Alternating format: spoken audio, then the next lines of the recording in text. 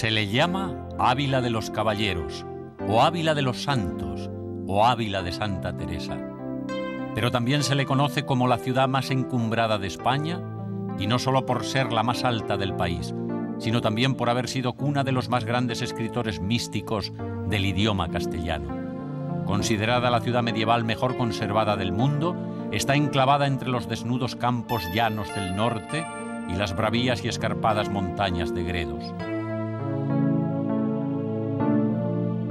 No, no es Gredos aquella cordillera. Son nubes del confín, nubes de paso que de oro viste el sol desde el ocaso. Sobre la mar no roca, bruma huera. Gredos que en la robusta primavera de mi vida llenó de mi alma el vaso, con visiones de gloria que hoy repaso, junto a esta mar que canta la gotera. Aquel silencio de la inmoble roca, lleno de gesto de cordial denuedo, aquel silencio de la inmensa boca del cielo en que ponía sello el dedo de Almanzor, en su uña al paso choca y se rompe la sierra del remedo. Así describía don Miguel de Unamuno las montañas que rodean Arenas de San Pedro, ciudad cuyo monumento más relevante es el imponente castillo de la Triste Condesa, el cual fue levantado en 1395 por el condestable López Dávalos. Debe su nombre al hecho de haber acogido a la Triste Condesa, doña Juana de Pimentel, esposa de don Álvaro de Luna, después de que éste fuera decapitado por orden del rey Juan II de Castilla. Esta fortaleza salió muy mal parada durante los enfrentamientos de la Guerra de la Independencia. Se conserva su fachada y patio de armas, pero no así sus dependencias.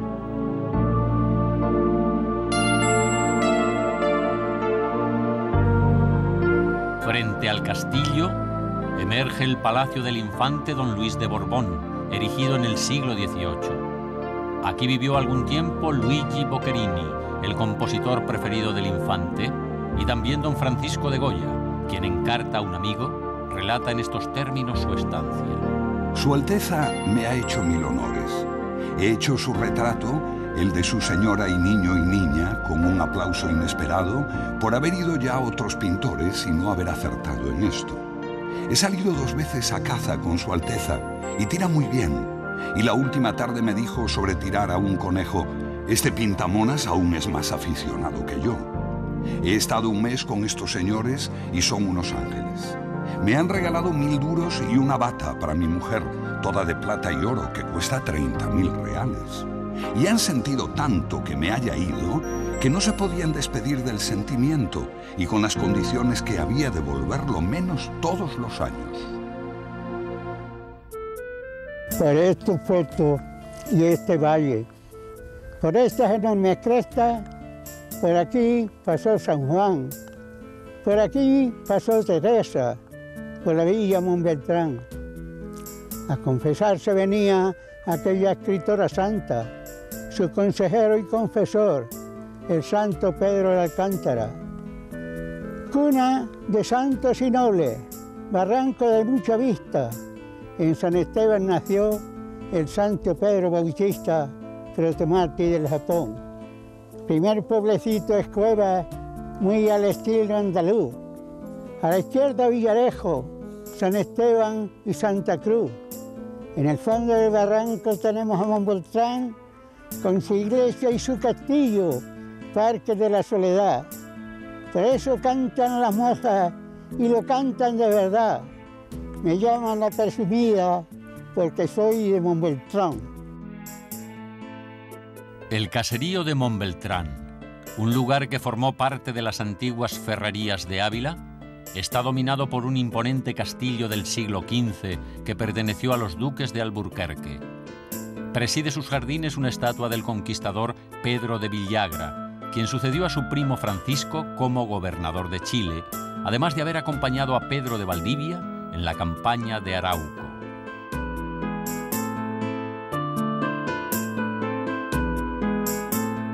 Al pie de las montañas de Gredos, los célebres toros de Guisando no deben hoy su fama como esculturas celtibéricas del siglo II, ni al acuerdo firmado en este lugar entre Isabel la Católica y su hermano Enrique IV, sino a García Lorca y su llanto por Ignacio Sánchez Mejías. La vaca del viejo mundo pasaba su triste lengua sobre un hocico de sangres derramadas en la arena, y los toros de Guisando, casi muerte y casi piedra, mugieron como 2 siglos antes de pisar la tierra. A 37 kilómetros de Ávila, las montañas se convierten en lugar de veraneo al llegar a las Navas del Marqués. Su castillo de Magalia, construido en el siglo XI, fue restaurado 4 siglos después dentro de un estilo renacentista. La villa debe su nombre a don Pedro Dávila, marqués de las Navas, que no por casualidad es también el nombre de una comedia de Lope de Vega, ya que el marqués fue uno de los varios mecenas que tuvo el dramaturgo a lo largo de su vida. Hubiera sido yo de algún provecho si tuviera mecenas mi fortuna, mas fue tan inoportuna que gobernó mi pluma a mi despecho, tantos que sale, que inmortal porfía, a 5 pliegos de mi vida al día. De regreso a la ciudad de Ávila, sobre una colina pedregosa, se levanta el castillo llamado Aunque os pese, curioso nombre que tiene su origen en la turbulenta Edad Media, a raíz del empeño de un noble por impedir que un mancebo enamorado se siguiese viendo con su hija.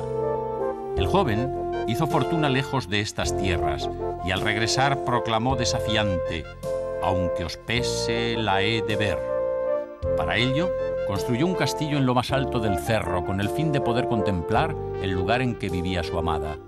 Esta murió al poco tiempo y desde entonces, según la leyenda, su fantasma vaga en las frías noches de diciembre.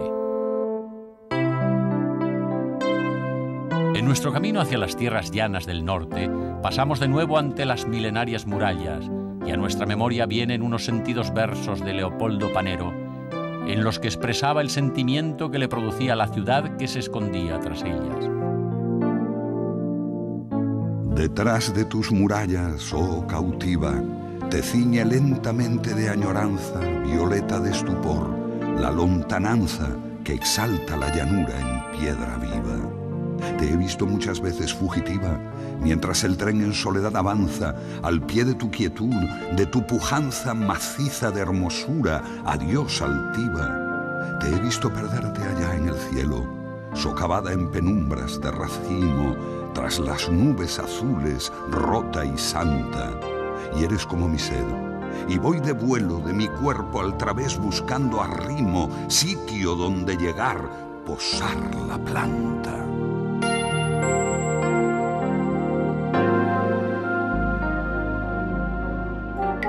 En la confluencia de los ríos Adaja y Arevalillo se levanta el castillo de Arévalo. Fue castro ibérico en un principio, luego fortaleza árabe y posteriormente residencia de ilustres personajes. Aquí vivió Beatriz de Portugal y el rey Felipe II pasó algunas temporadas. Desde su torre almenada y a través de los siglos se pudo contemplar cómo iba surgiendo una nueva ciudad predestinada a ser cruce de caminos entre Valladolid, Salamanca y Segovia. Capital de la comarca de la Moraña, Arévalo ha sido asentamiento de todos los pueblos que a lo largo de la historia han habitado la península ibérica, desde los celtas a los árabes. Posee un importante patrimonio monumental, lo que le ha valido el título de conjunto histórico-artístico, y su núcleo urbano está articulado por varias plazas castellanas, presididas por templos de raigambre mudéjar: Santo Domingo de Silos, San Juan Bautista, Santa María la Mayor del Castillo. Tampoco faltan antiguos palacios y casas blasonadas, como la de los Sexmos o el Palacio de los Sedeños. En Arévalo transcurrió la mayor parte de la juventud de Isabel la Católica. Sus vecinos fueron testigos de excepción de los conflictos que tuvo con los nobles que se oponían a que la señora de Arévalo accediera al trono de Castilla.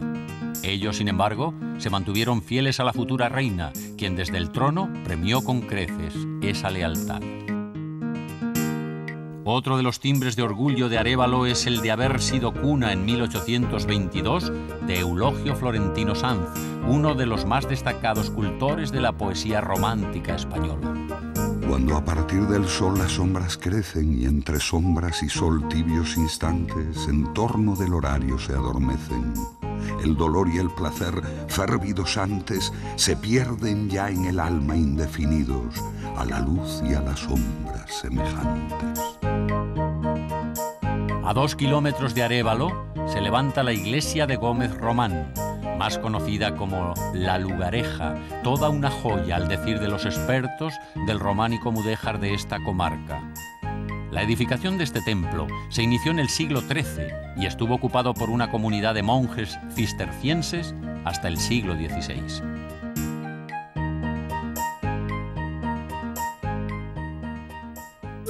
Madrigal de las Altas Torres, ciudad que debe su nombre a las 100 torres que en otro tiempo se empinaban desde sus murallas y que fue escenario de incesantes luchas entre moros y cristianos, hasta cuando don Pedro, el obispo de Burgos, le otorga el fuero a sus habitantes, fuero que tiempo después confirmará el rey Alfonso VII. Entre otros españoles oriundos de esta villa, merece especial mención Alonso de Madrigal, llamado el Tostado, uno de los grandes eruditos y escritores eclesiásticos de la época y consejero particular del rey Juan II de Castilla.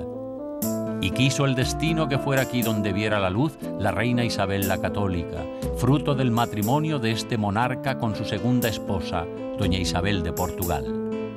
Nació Isabel en el palacio que para él y su corte mandara construir Juan II, después de que recibiera la ciudad como herencia de su madre, doña Catalina.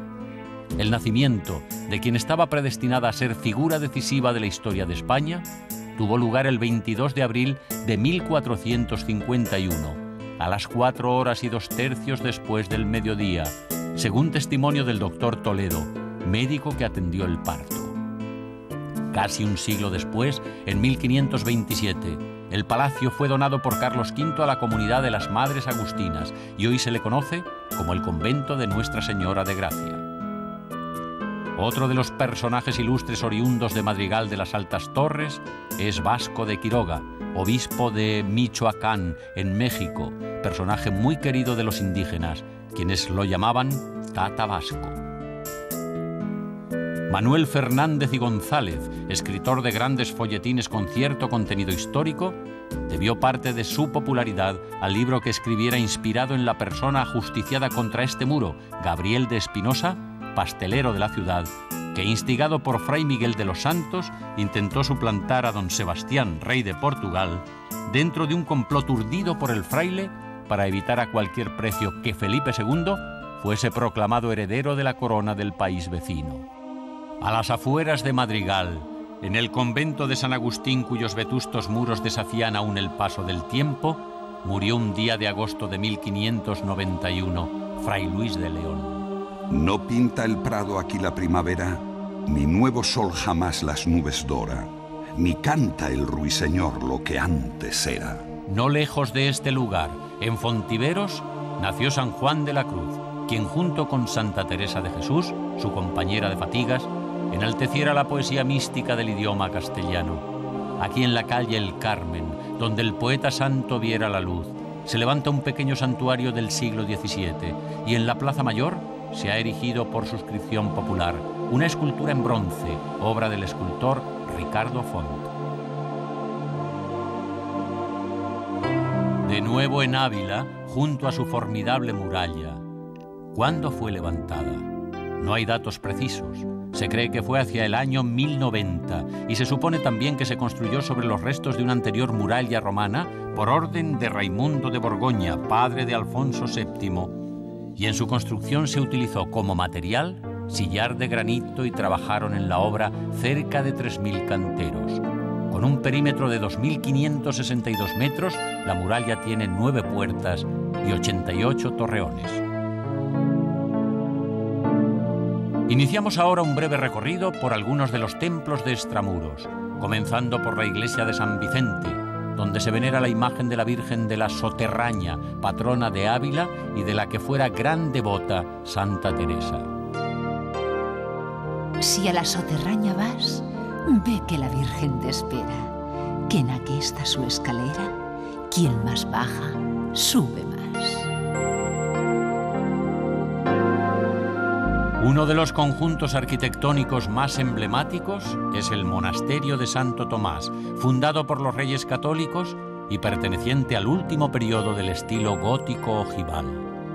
En el interior del templo se levanta un bellísimo sepulcro en alabastro, donde está enterrado el príncipe Don Juan, hijo de Isabel y Fernando, cuya vida de estudiante transcurriera en Salamanca, envuelta en más de una leyenda, y allí murió cuando contaba apenas 19 años. La ruta teresiana se inicia en el Monasterio de la Encarnación, pues fue aquí donde profesó la joven novicia Teresa de Cepeda en 1536 y donde transcurrió la mayor parte de su vida religiosa.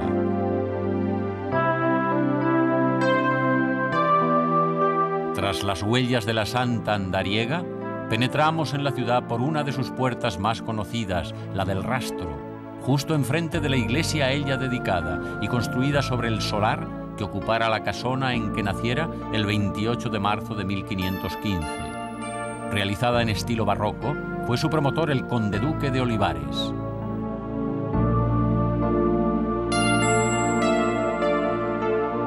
Barroco también es el altar de la capilla de Santa Teresa, que ocupa el lugar en que estuviera enclavada su habitación y en el que se venera la imagen de la doctora sacra debida a Gregorio Hernández.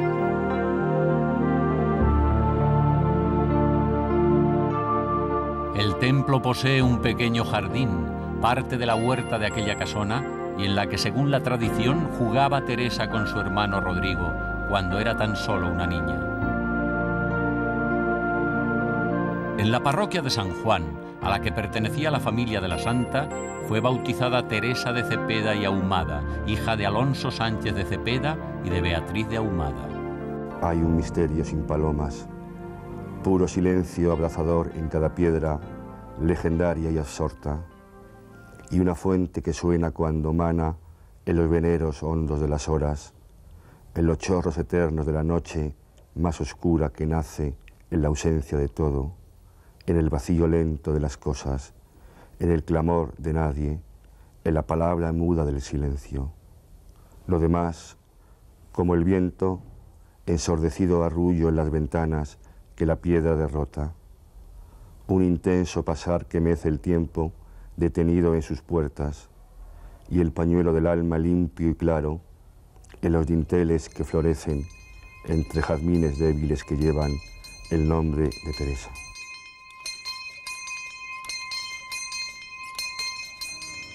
Tras pasar estas puertas para penetrar en una de las clausuras más severas de cuantas rigen la vida conventual, es como regresar a un tiempo que detuvo su marcha a mediados del siglo XVI. Santa Teresa ingresa en la Orden del Carmelo, en el ya nombrado Monasterio de la Encarnación, y allí permanece 30 años, 27 como monja y 3 como priora.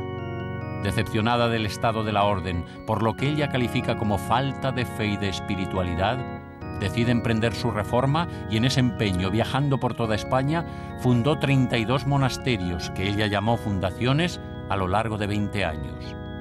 Estamos precisamente en la primera fundación, inaugurada el 24 de agosto de 1662, día de San Bartolomé Apóstol. Aquí se conserva la celda de la santa y sus objetos personales, como la pluma y algunos de sus manuscritos, porque si su labor fue trascendental como religiosa, no lo fue menos como escritora, aunque ella no le daba importancia a sus escritos, los calificaba como librillos que se le caían de las manos. Sus obras más importantes son el Libro de las Fundaciones y las Moradas.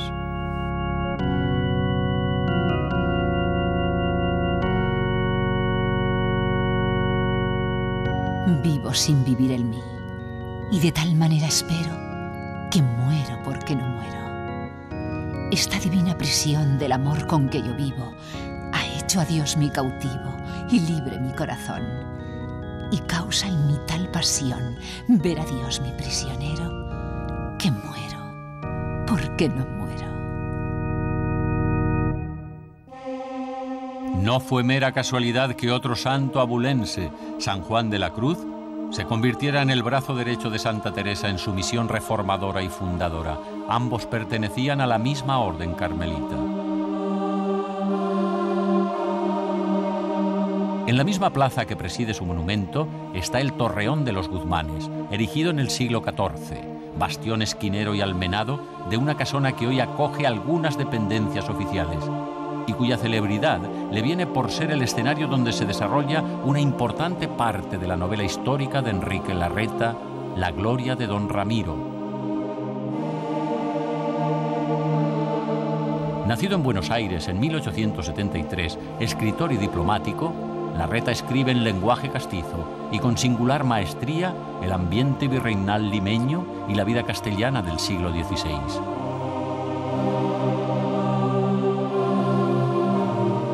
Al decir de don Miguel de Unamuno, la gloria de don Ramiro refleja como ninguna otra obra el alma de España, y el mayor acierto de Enrique Larreta en su novela es haber puesto lo principal de su acción en la nobilísima y castellanísima ciudad de Ávila, en Ávila de los Caballeros, en Ávila de los Santos. Desde aquella altura, Ávila de los Santos, inclinada hacia el Adaja y ceñida estrechamente por su torreada y bermeja muralla, más que una ciudad semejaba a un castillo roquero.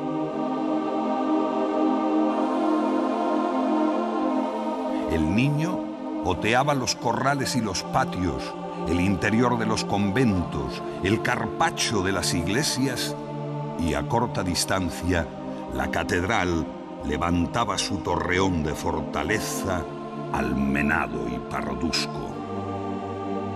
Por estar integrada al recinto defensivo de la muralla, la Catedral de Ávila es una construcción que combina lo religioso y lo militar.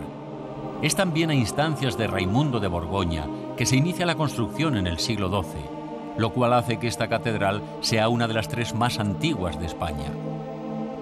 Fue construida en un estilo románico, pero de inspiración francesa, siendo sus arquitectos Casandro, Florín de Pituenga y Alvar de Estella.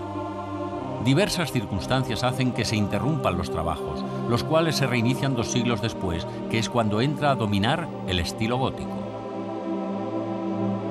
Aquí reposan los restos del ya mencionado Alonso de Madrigal, escritor y prelado castellano más conocido por el Tostado o el Abulense.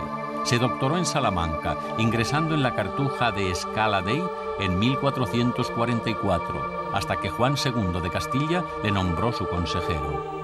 De entre su obra literaria merecen especial mención La Comentaria y De Óptima Política. El sepulcro, de puro estilo renacentista, fue terminado en 1518 y es obra del escultor de origen portugués Vasco de Zarza, y es una de las piezas más admiradas del templo.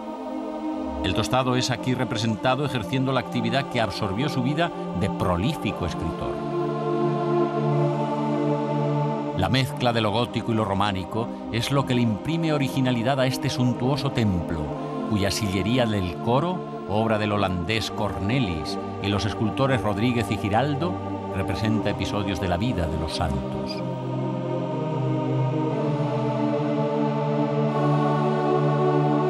Cuando en su adolescencia Federico García Lorca vino a Ávila en un viaje de estudios y después de visitar la catedral, la calificó de formidable en su negrura sangrienta. Luego el joven poeta se despedía de Ávila con estas palabras.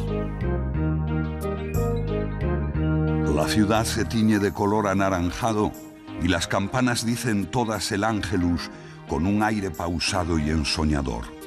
Unos pinos se mecen airosos en la umbría y las cigüeñas de las murallas vuelan sobre una espadaña. Pronto el oro será plata, como la luna.